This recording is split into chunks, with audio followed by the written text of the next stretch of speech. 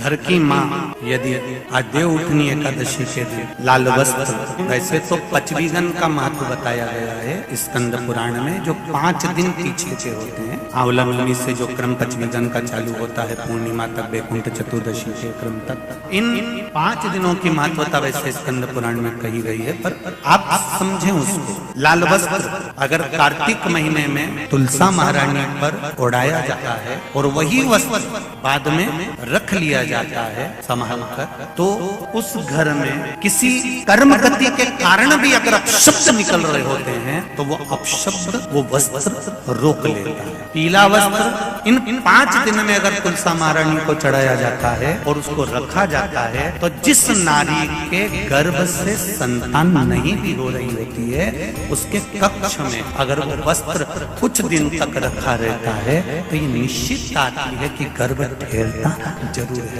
ये पीले वस्त्र की और लाल वस्त्र की महत्वता कार्तिक महीने में। सबसे पहला नियम एकादशी व्रत का, सबसे पहला नियम है कि आप जिस दिन व्रत करो उसके 1 दिन पहले भक्ति का संचार इस हृदय में कर लो। भक्ति का संचार इस हृदय में कर लीजिए। जिस दिन आप व्रत करो, जैसे एकादशी का व्रत कर रहे हो तो दशमी के दिन शाम का समय जब आवे, रात्रि जब होने लगे, शाम का समय आवे और रात्रि का आप जब भोजन ग्रहण करो तो उस भोजन में कोई ऐसा पदार्थ ग्रहण मत करिए जिस पदार्थ के कारण आपकी एकादशी बिगड़ जाए।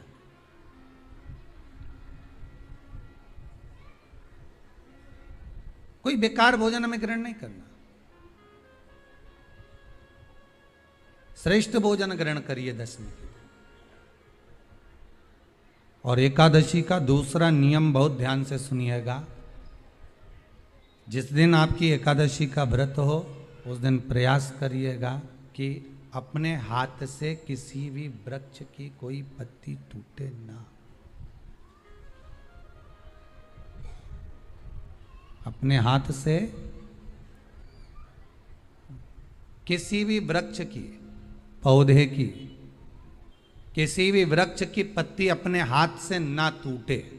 बहुत ध्यान दीजिएगा महाराज। एकादशी का ये दूसरा नियम है कि अपने हाथ से किसी पौधे की, किसी वृक्ष की, किसी डाली की कोई पत्ती टूटे ना, कोई पत्ती ना टूटे, इसका प्रयास करिए।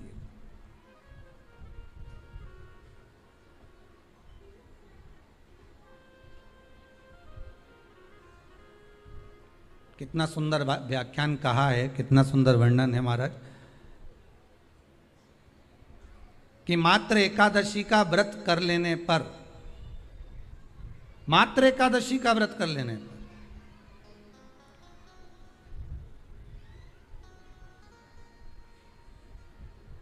जो पूर्व में किया गया हमारा पाप कर्म है, हमने किसी जीव की हत्या करी है, हमने किसी को कष्ट प्रदान करा है, हमने किसी को अपशब्द कहा है, हमने किसी को ताने दिए, हमने किसी को आड़ा टेढ़ा कहा है, हमने किसी को गालियां दे दी है, मात्र एकादशी का व्रत ही कर लेने पर ये सारे जो दोष हैं वो समाप्त हो जाते हैं।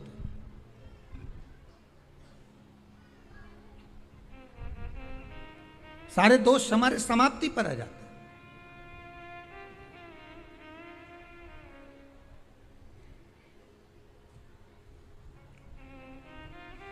अब एक विचार करिएगा थोड़ा सा अपने मन में, अपने चित्त में, अपनी वृत्ति में एक बात उतारिएगा। एक अपने मन में एक बात को उतार कर रखिएगा कि आप अपने पाप को, अपने पाप कर्म को जिस दिन छिन्न करने वाले हो, समाप्त करने वाले हो, अपने पाप को आप जिस दिन समाप्ति पर लेकर जा रहे हो, तो उसके 1 दिन पहले आपको प्रसन्नता होना चाहिए कि नहीं होना चाहिए कि कल मेरा पाप कटने वाला है, कल मेरा पाप समाप्त होने वाला है। जो मैंने पाप कर्म करा है वो समाप्त होगा, जो मैंने पाप कर्म करा है वो कल समाप्त हो जाएगा। तो 1 दिन पहले आपके चेहरे पर प्रसन्नता हो कि ना हो?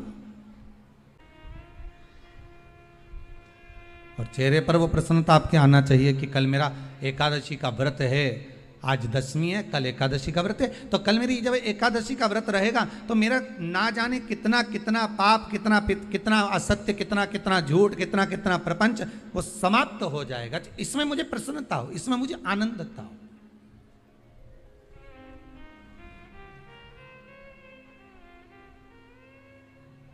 तो क्या कहा गया कि प्रयास करिएगा कि एकादशी के दिन कोई वृक्ष की, कोई डाली की, कोई कोपल की कोई पत्ती ना तोड़ी जाए।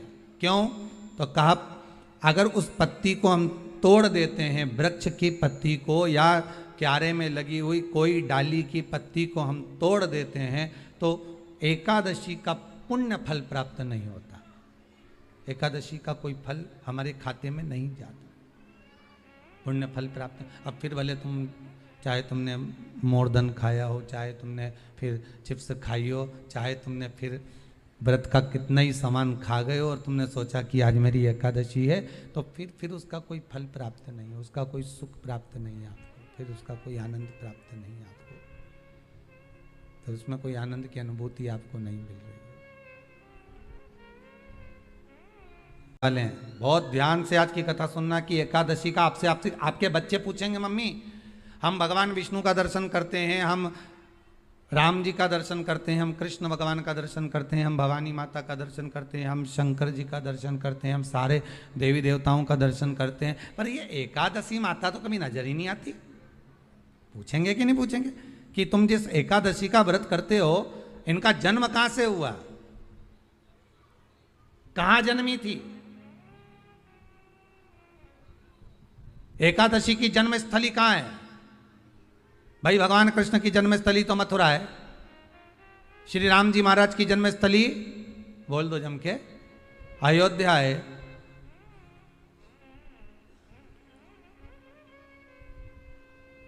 कोई आपसे पूछ ले कि एकादशी की जन्मस्थली कहां है तो आधे लोग तो बाल खुजाने में लग जाएंगे कि एकादशी आखिर पैदा कहां हुई थी, जन्म कहां लिया था, इसका जन्म हुआ कहां था, कहां जन्मी थी ये?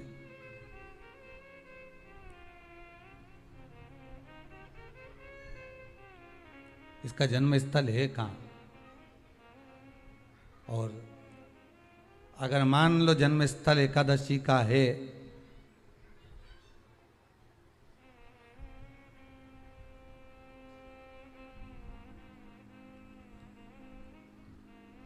और एकादशी अगर जन्मी है, उसका जन्म हुआ है और दुनिया के लोग इतना व्रत करते हैं, उपवास करते हैं,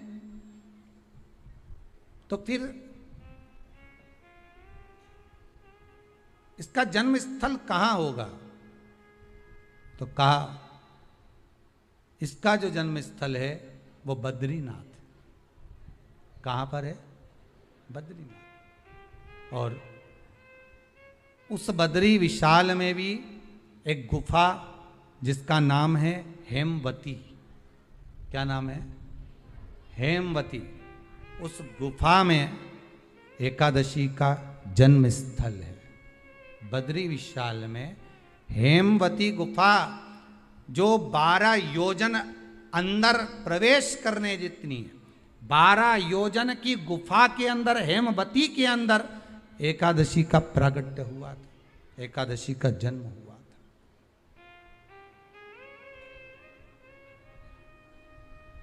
अब तो बता सकते हो ना कि कोई पूछे कि राम जी का जन्म अयोध्या में हुआ, भगवान कृष्ण का जन्म मथुरा में हुआ, और कोई पूछ ले आपका जन्म कहाँ हुआ था, अपन कह सकते ना सीहोर में हुआ हमारा। और आपसे कोई पूछे कहाँ हुए तो कहीं इंदौर में हुए कि देवास में हुए कि भोपाल में हुए कि मुंबई में हुए कि पूना में हुए, आपका तो बता दोगे। पर बच्चे आपसे पूछ ले मम्मी तू इतनी एकादशी का व्रत करती है, एकादशी का तू व्रत करती है और सबको करा देती है कि वल्लभ कुल की एकादशी करो, भले बकरी जैसे चरो पर एकादशी करो, और सबको एकादशी कराया, तो कोई पूछ ले कि एकादशी का जन्म कहाँ हुआ था, तो आप कह सकते हो कि बद्री विशाल में, हेमावती में, बद्री विशाल के हेमवती गुफा के अंदर जो 12 योजन की गुफा है, उस गुफा में एकादशी का जन्म हुआ। कब हुआ?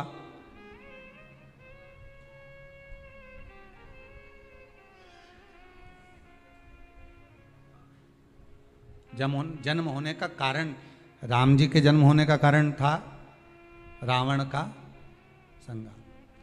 भगवान कृष्ण के जन्म होने का कारण था कंस का संहार।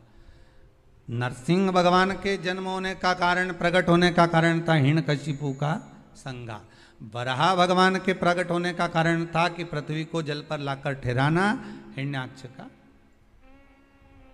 संहार।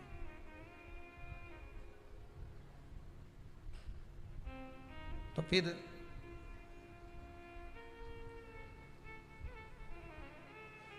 इसके जन्म का कारण क्या है?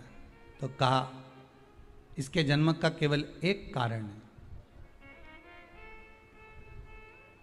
सतयुग में, अब एक और बात का बहुत ध्यान दीजिएगा महाराज, सतयुग एक बार नहीं हुआ कि तुम सोचो कि सतयुग के बाद में द्वापर, त्रेता आ गया, त्रेता के बाद द्वापर आ गया, द्वापर के बाद कलयुग आ। एक सतयुग नहीं है, एक त्रेता नहीं है, एक द्वापर नहीं है। ना जाने कितने कितने सतयुग निकल गए, ना जाने कितने कितने द्वापर, त्रेता, कलयुग, ना जाने कितने निकल गए।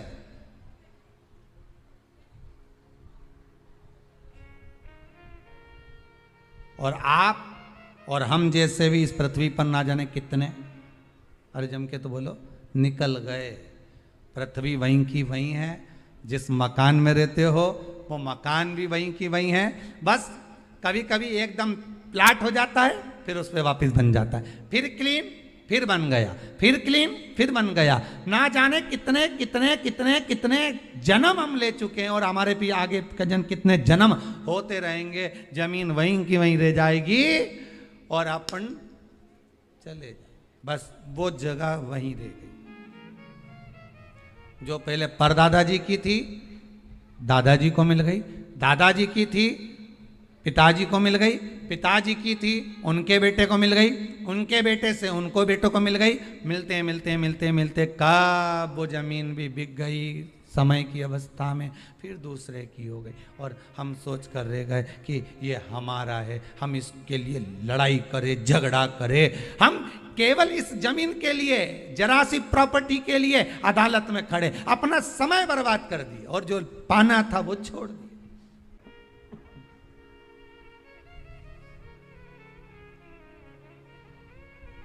जो पाना था वो छोड़ दिया हमने।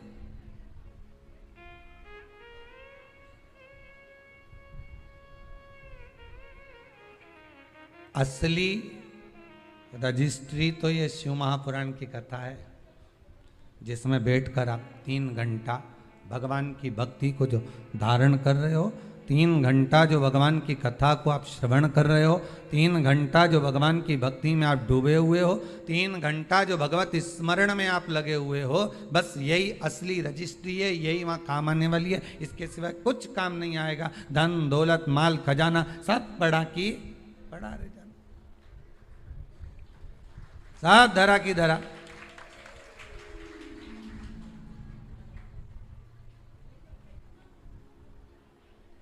रह गया। वो एक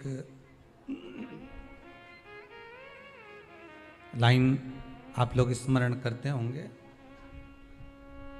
सज धज के जिस दिन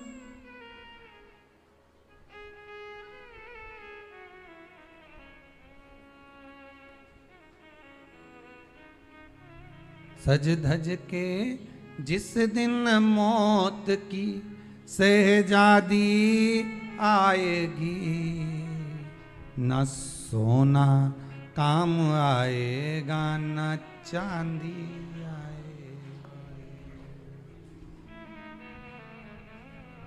अलमारी में धरा की धरा रह जाएगा, लॉकर में पड़ा की पड़ा रह जाएगा। लॉकर में पड़ा की पड़ा है, अलमारी में धरा की धरा है। कपड़े भी सारे घड़ी बने की बने रहे, कपड़े भी धरे की धरे रह गए और सब पड़ा रह गया। कि छोटा सा तू कितने बड़े अरमान हैं तेरे,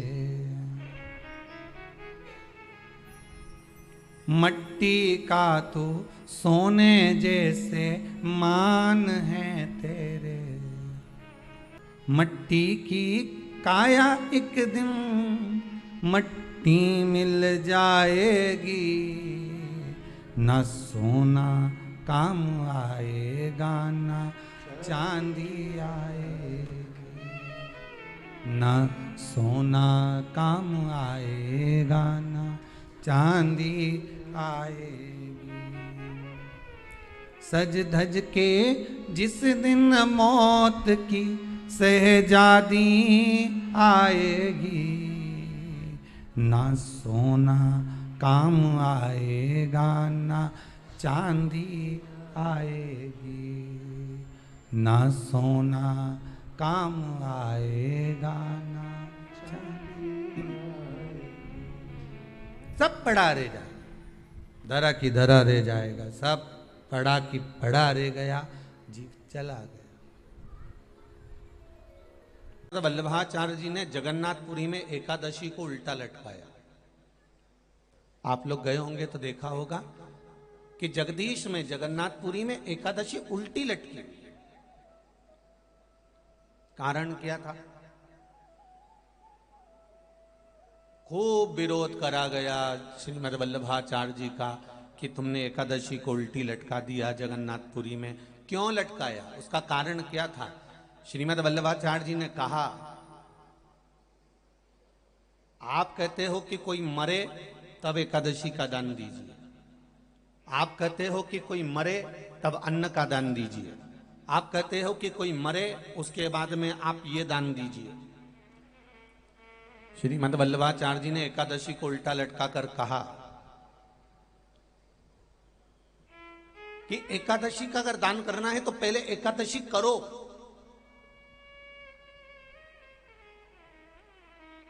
और एकादशी करने के बाद उस एकादशी का फिर दान करो जीते जी।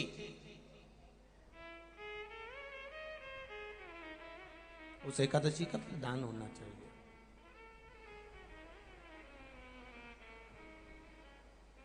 कितना सुंदर! हम तो इतना अच्छा व्याख्यान इस वर्णन को नहीं कर सकते। आपके यहाँ के एक विद्वान, बहुत विद्वान, पुष्टि मार्ग के लेखों को अपनी वाणी में व्यक्त करने वाले, जिनकी वाणी को इस शरीर को भी सुनने को मिला, परम पूज्य आदरणीय, मैं तो संत शिरोमणि भी कहूँ तो अतिशयोक्ति नहीं होगी, आदरणीय शायद मदन लाल जी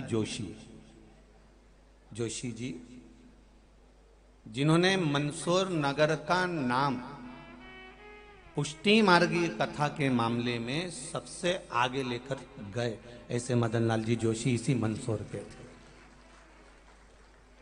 जब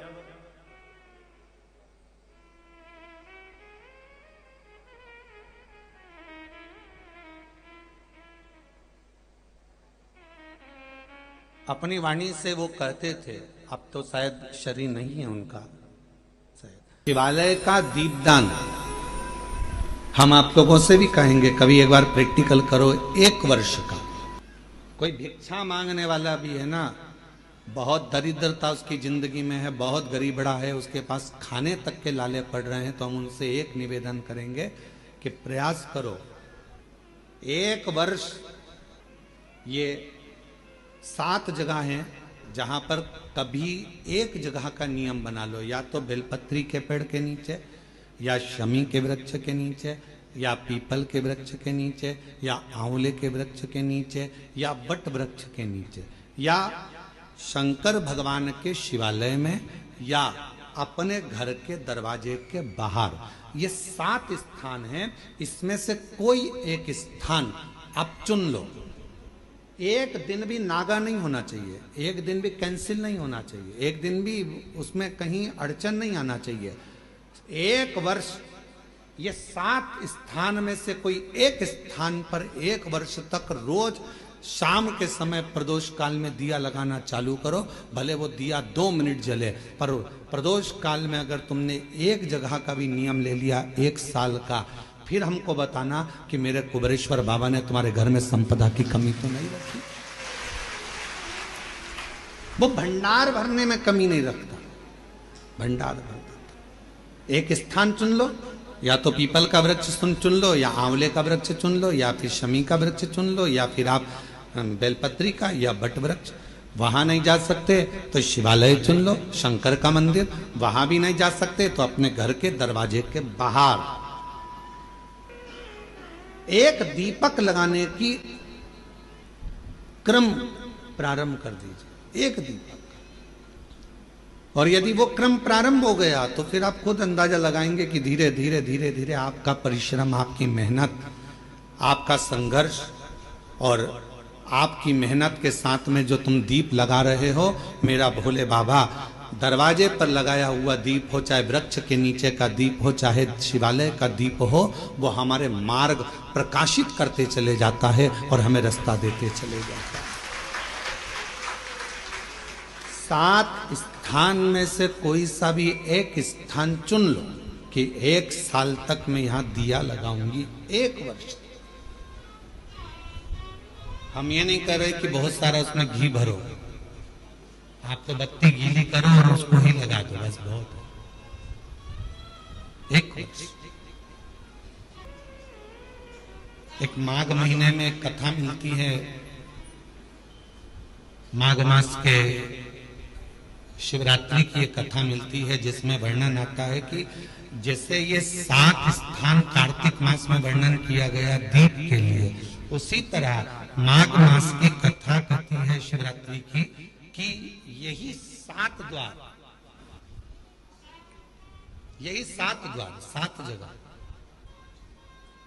यदि जल का भी सिंचन किया जाता है, माघ मास की कथा कहती है, तो भी वो फलित होते। और शंभु शरण पड़ी मांगू घड़ी रे, दुख दया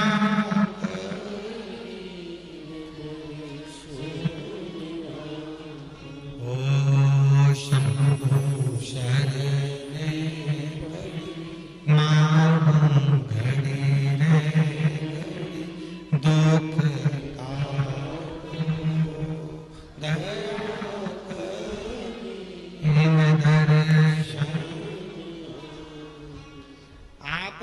दुख परमात्मा की चौखट पर दीप जलाने से, या अपने घर के बाहर दीप जलाने से, या पंच वृक्ष के नीचे दीप जलाने से दुख धीरे धीरे समाप्त हो ही जाता है। दीप लगाओगे तो मन की बात भगवान से कहो, दीप लगाओगे तो मन की बात भगवान